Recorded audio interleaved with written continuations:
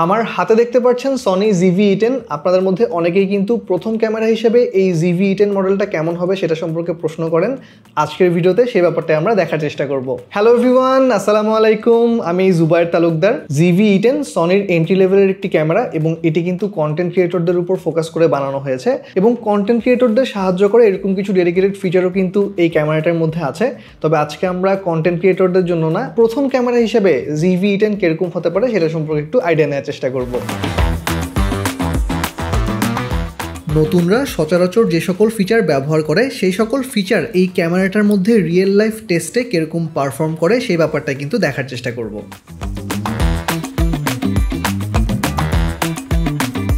প্রথমে চলে আসি ভিডিও কোয়ালিটি। এই ক্যামেরাটি 4K 24 FPS-এ কোনো ক্রপ ছাড়া ভিডিও রেকর্ড করতে পারে এবং 4K-তে কোনো ক্রপ ছাড়া ভিডিও রেকর্ডিংয়ের ব্যাপারটা কিন্তু বেশ হেল্প করে। তবে 4K 30 FPS-এ রেকর্ড করতে গেলে এখানে 1.23 টাইমসের একটি ক্রপ ফ্যাক্টর চলে আসে, সেই ক্ষেত্রে কিন্তু ফ্রেমটা আরেকটু টাইট হয়ে যায়। 4K 24 FPS-এ রেকর্ড করা ভিডিওর মোশনটা কিছুটা চপি মনে হতে পারে, তবে ভিডিওর শার্পনেস কিন্তু বেশ ভালো।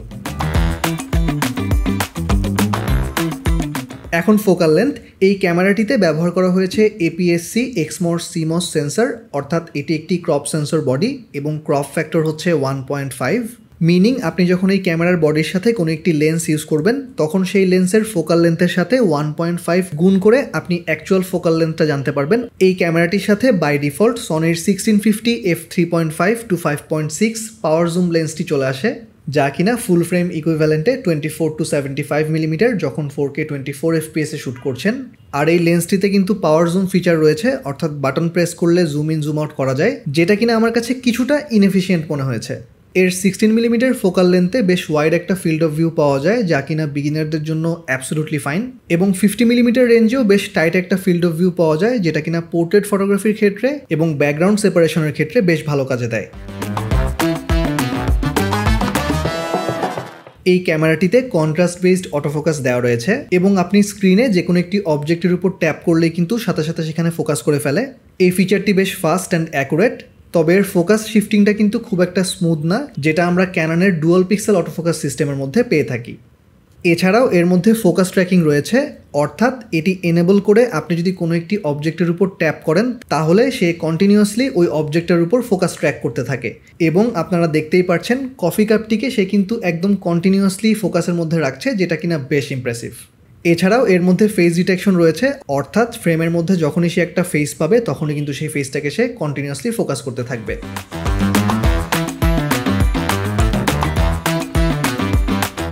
এরপর চলে আসি ডাইনামিক রেঞ্জে। ডাইনামিক রেঞ্জটা কি? ডাইনামিক রেঞ্জ হচ্ছে কোনো একটা ইমেজের ব্রাইটেস্ট পয়েন্ট এবং ডার্কেস্ট পয়েন্ট, এই দুটো পয়েন্টের মধ্যে রেশিওটা। তো আমরা যদি এই ভিডিওটার একটা ব্রাইট পোর্শনে চলে যাই, দেখেন এর রাস্তার উপর যে আলো পড়েছে এখানে কিন্তু আমি বেশ কিছু ডিটেলস এখনও দেখতে পাচ্ছি, যদিও মাটির উপরে এবং ঘাসের ওদিকে কিছু ডিটেলস অলরেডি ক্লিপড, অর্থাৎ সেখানে ডিটেলস হারিয়ে গিয়েছে, বাট স্টিল রাস্তার উপরের অংশে কিন্তু আমি ডিটেলস দেখতে পাচ্ছি। আবার আমি যদি ভিডিওটার ডার্কেস্ট পোর্শনে চলে যাই, এখানে দেখেন গাছের উপরেও কিন্তু বেশ কিছু ডিটেলস আমি দেখতে পাচ্ছি, অর্থাৎ শ্যাডোস এরিয়াতেও সে কিন্তু ডিটেলস রিটেইন করেছে। এবং ফাইনালি আমি যদি আমার ভিডিওটার মাঝখানের পোর্শনে একটু দেখি, সেক্ষেত্রে দেখেন গাছের যে অংশে রোদ পড়েছে সেখানে কিছু ডিটেলস হারিয়ে গিয়েছে, কিন্তু এর আশেপাশে বেশ কিছু জায়গাতে কিন্তু বেশ ভালো পরিমাণ ডিটেলস দেখা যাচ্ছে। সো ওভারঅল এর ডাইনামিক রেঞ্জ কিন্তু খারাপ না, একটা এন্ট্রি লেভেলের ক্যামেরা হিসেবে ঠিক আছে।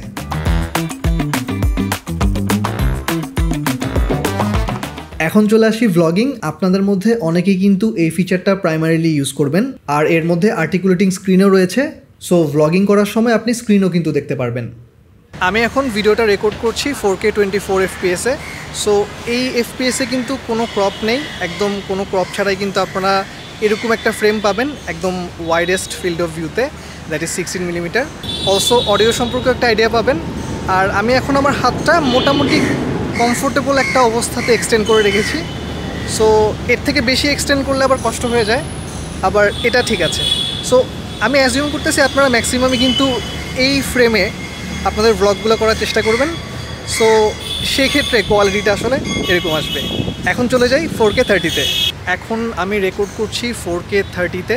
সো একটু ক্রপ চলে আসার কথা, এবং একই সাথে অডিওটাও কেমন আসছে সেটা সম্পর্কে একটা ভালো আইডিয়া পাবেন। আর আমি এখন যে এনভায়রনমেন্টটাতে আছি সেখানে মোটামুটি একটু ট্রিকি এনভায়রনমেন্ট, বিকজ মাঝে মাঝে রোদ মাঝে মাঝে ছায়া। So I think video quality সম্পর্কে একটা ভালো আইডিয়া পাবেন। আপনি যদি শুধুমাত্র হাতে ক্যামেরা নিয়ে তারপর ব্লগ করেন সেক্ষেত্রে 4K 24 FPS এই সেটিংসটা আপনি সিলেক্ট করবেন। তবে আপনি যদি কোনো একটা সেলফি স্টিকের মধ্যে ক্যামেরাটি নিয়ে তারপর ব্লগ করেন সেক্ষেত্রে 4K 30 FPS কিন্তু আপনি কমফোর্টেবলি রেকর্ড করতে পারবেন। এখন হচ্ছে অডিও টেস্ট। আমি একটা পার্কের মধ্যে আছি, পাশে একটা রাস্তা আছে যেখান দিয়ে গাড়ি ঘোড়া চলাচল করছে, আর মোটামুটি নয়েজি এনভায়রনমেন্ট, কাক ডাকছে। সো আই থিঙ্ক আপনারা একটা ভালো আইডিয়া পাবেন যে এই ক্যামেরাতে অডিও পারফরমেন্স কীরকম হয়। বাট আমি যেটা ধারণা করছি, আপনারা যদি অ্যাকচুয়ালি ভ্লগিংয়ের জন্য মেইনলি এটা ইউজ করেন আপনাদের একটা এক্সট্রা মাইক ইউজ করতে হবে। সো দেখা যাক। আমার অবজারভেশন হচ্ছে আপনি যদি কোয়াইট কোনো প্লেসে এই ক্যামেরাটা দিয়ে অডিও রেকর্ড করেন তাহলে কোনো সমস্যা হবে না, আপনি ডিসেন্ট কোয়ালিটির অডিও পেয়ে যাবেন। কিন্তু আপনার আশেপাশে যদি কোনো গাড়ি ঘোড়ার নয়েজ কিংবা কাক ডাকার নয়েজ অথবা মানুষ কথা বলছে এরকম নয়েজ থাকে সেক্ষেত্রে কিন্তু এই নয়েজগুলোকে সে ভালো মতোই ক্যাপচার করে ফেলে। সেসব এনভায়রনমেন্টে আপনাকে অবশ্যই একটা ডেডিকেটেড মাইক্রোফোন ইউজ করতে হবে। আর বাতাসের মধ্যেও ভালো অডিও পাওয়ার জন্য এর সাথে কিন্তু একটা ডেড ক্যাট দিয়ে দেয়। সো এটা কিন্তু মাঝে মধ্যে আপনাদের কাজে লাগতে পারে। প্রোডাক্ট শোকেস বেশ ইউজফুল একটি ফিচার। আপনি যদি এই ফিচারটি অন করে ক্যামেরার সামনে কোনো প্রোডাক্ট ধরেন তাহলে কিন্তু সেই প্রোডাক্টটির উপরেই ক্যামেরাটি ফোকাস করবে এবং যতবারই আপনি প্রোডাক্টটি সরিয়ে আবার প্রোডাক্টটি নিয়ে আসবেন প্রত্যেকবারই কিন্তু এই প্রোডাক্টের উপরেই সে ফোকাস করবে।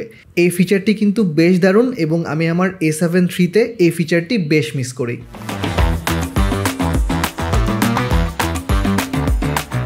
আরেকটা ইন্টারেস্টিং ফিচার হচ্ছে ব্যাকগ্রাউন্ড ডিফোকাস।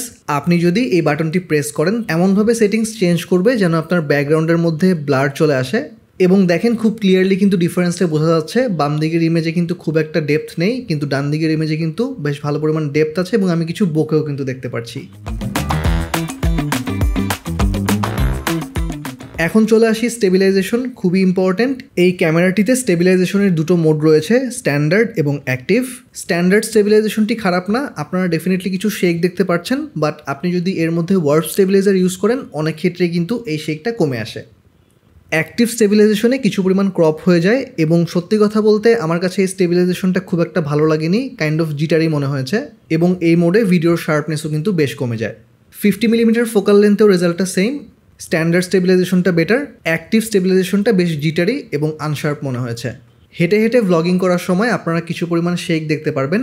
তবে সনি ZV-E10 খুব ইউজফুল একটি ফিচার হচ্ছে আপনি যখন স্টেবিলাইজেশন অফ রেখে ভিডিওটা রেকর্ড করেন তখন সে আপনার ভিডিওর জাইরো ডাটা রেকর্ড করে রাখে এবং আপনি সনির ওয়েবসাইট থেকে ক্যাটালিস্ট ব্রাউজ নামে একটি ফ্রি সফটওয়্যার ডাউনলোড করে খুব সহজেই কিন্তু সেই ক্লিপটিকে স্টেবিলাইজ করে ফেলতে পারবেন এবং এর রেজাল্ট কিন্তু বেশ ইমপ্রেসিভ।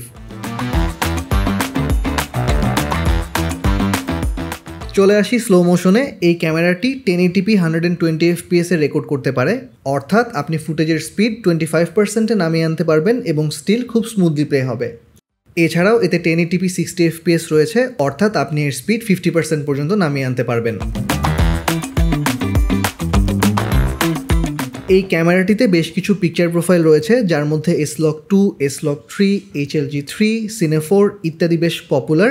তবে এই ক্যামেরাটির কালার ডেপথ কিন্তু 8 বিট। সো আপনি S-Log2 অথবা S-Log3তে যখন শ্যুট করবেন তখন কিন্তু একে বেশি পুশ করতে পারবেন না। খুব বেশি পুশ করলে সেক্ষেত্রে কিন্তু এক্সপেক্টেড রেজাল্ট নাও পেতে পারেন। তবে পিকচার প্রোফাইল স্ট্যান্ডার্ডে রেখেও আপনি কিন্তু মডারেট লেভেলের কালার গ্রেডিং করতে পারবেন। চলে আসি ফটোগ্রাফিতে।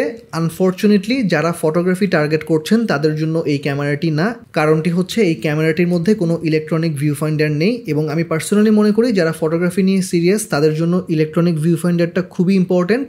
যাই হোক, এই ক্যামেরাটা দিয়ে আপনি 24 মেগাপিক্সেলের ছবি তুলতে পারবেন এবং ছবির কোয়ালিটি বেশ ডিসেন্ট। তবে কিছু কিছু ছবির ক্ষেত্রে আমার কাছে মনে হয়েছে এর শার্পনেসটা কিছুটা কম।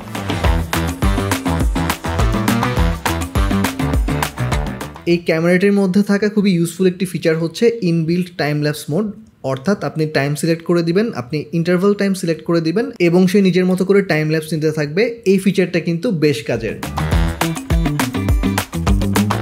অনেস্টলি এর লো লাইট পারফরমেন্স মোটামুটি। আপনারা যে এনভায়রনমেন্টটা দেখতে পাচ্ছেন তখন কিন্তু বেশ লো লাইট ছিল এবং অলরেডি কিন্তু এখানে আপনারা বেশ ভালো পরিমাণ নয়েজ দেখতে পাচ্ছেন। আমি যদি জুম ইন করি তাহলে কিন্তু নয়েজের পরিমাণ আরও বেড়ে যায়, কারণ আমার অ্যাপারচার ভ্যালু কিন্তু বেড়ে যাচ্ছে।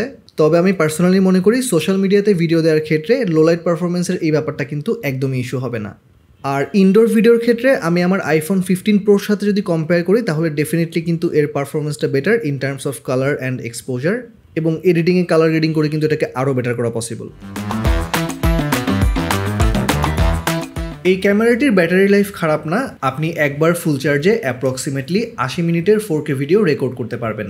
আর হ্যাঁ, আপনি ক্যামেরা চালু অবস্থাতেই কিন্তু পাওয়ার ব্যাংক দিয়ে একে চার্জ করতে পারবেন।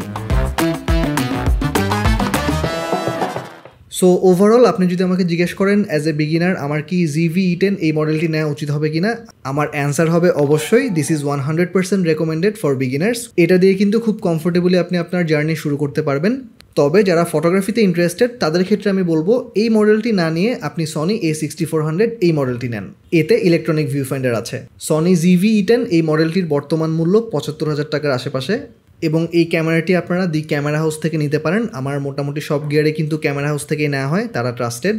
আর যেহেতু ZV-E10 Mark II বের হয়ে গিয়েছে, আমি আশা করছি এই ক্যামেরাটির দাম সামনে কিছুটা কমলেও কমতে পারে। তো এটাই ছিল আমার আজকের ভিডিও। আমি আশা করছি আপনারা সনি ZV-E10 এটা প্রথম ক্যামেরা হিসেবে কিরকম হতে পারে সেটা সম্পর্কে একটা ভালো ধারণা পেয়েছেন। আর আমার ভিডিও যদি ভালো লেগে থাকে আমাকে সাবস্ক্রাইব করতে পারেন, আর যে কোনো কোয়েশ্চেন নিচে কমেন্ট সেকশনে করলে হবে, আমি যতটুকু সম্ভব রিপ্লাই দেওয়ার চেষ্টা করব।